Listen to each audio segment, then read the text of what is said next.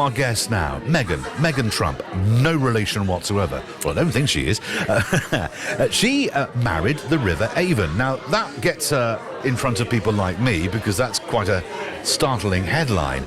But there's a really important reason why she did this. And Megan, good morning to you. Thanks for joining us. Good morning. So, where does your passion for water come from? Well, firstly, I want to say I pretty much married the river to change my surname. Right, okay. Yes. So Meg Avon, please. Yeah, absolutely. I think Megan Avon probably has a better ring to it than Megan Trump. But I mean, but it was a stunt, but it was more than that, Exactly, wasn't it? exactly. I mean, it's. I guess the deepest connection I have is one to water. Swimming's always been a very important part of my existence.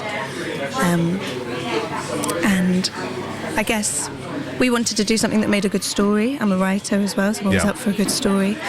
But I wanted to marry the river because it felt like a commitment that I could make for the rest of my life. And since I've made those vows, my life has been really, really different. And it's a commitment that I'm really excited about upholding.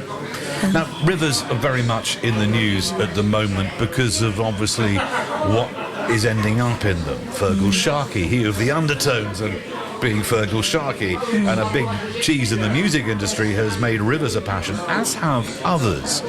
And this is because, you know, we're an expanding population. It's an infrastructure that is Victorian. It was a transformative infrastructure back then, but that infrastructure probably needs to transform again. And we now have a new government who are committed to building 1.5 million more homes. And our infrastructure as it stands at the moment can't cope with what we've got. So your marriage to the River Avon is highlighting what the Avon, which I think is the third most polluted river in the country, is going to probably end up going through. Yeah, the idea with the marriage was to get the river recognised as an entity in its own right, to achieve something called personhood status, which is about giving bodies of water or parts of nature as much rights as you or I or any other human has in this country. And even large corporations have personhood status, have advocates that stand up for them in a court of law. But animals do. And animals, exactly. But the water doesn't, and the water, as we all know, is very, very essential for life on Earth, and we won't do very well without clean water. And we see it as such a basic human right to have access to clean drinking water. But I'm a wild swimmer, and there's so many other people that have connections to the river or to water for more than just drinking. You know, it is life for them in so many ways. Do you think we've taken it for granted, Megan? I say that as somebody who thinks of rivers as lovely things to walk by. I probably wouldn't go swimming in a river because I'm not a comfortable and competent swimmer. But I'm also not naive enough to think that what should be flowing down the river can be bottled and put on a shelf as mountain spring water, because that's not nature. That would not be a natural thing.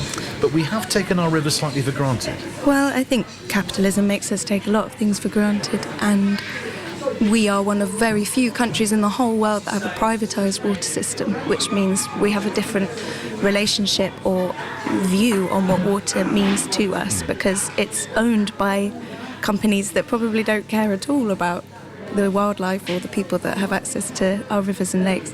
But they do care about the water insofar as that it has to be to a certain standard. I mean, there is efficacy and there is standards within this, but the debate around rivers obviously has highlighted, perhaps more than anything, the fact that our infrastructure is not capable potentially to cope with, storms, and we've had a lot more storms. Lots more storms, exactly.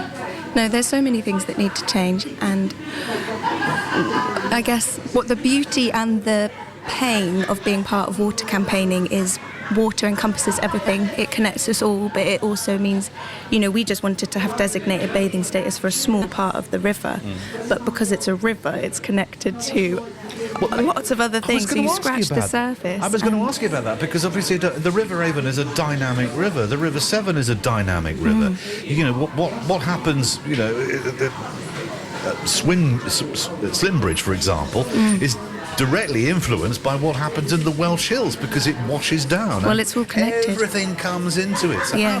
how do you have a little bit of the river which is, in inverted commas, safe? Safe, exactly. How do you achieve that? Well, this is the thing. It becomes overwhelming when you think about it too much. But depending on your perspective that day, it can be impossible, or it can be, oh my God, there's so many people that this matters to, and that this needs to matter to So the more. day after a storm, it's unlikely because of the natural nature of what could be washed into that Yeah. river, regardless of whatever may go into the river, because the infrastructure can't cope. Exactly. But I'm part of a campaigning group called the Conan Bathers, who do they test the water, and you can follow them on Instagram, and they will flag when the water's not safe to test. But this is something that the government should be doing. This is part of what we're paying for in our water bills. Is, you know, that's we're paying for clean water, and we need to know when it's not safe. And at the moment, we don't.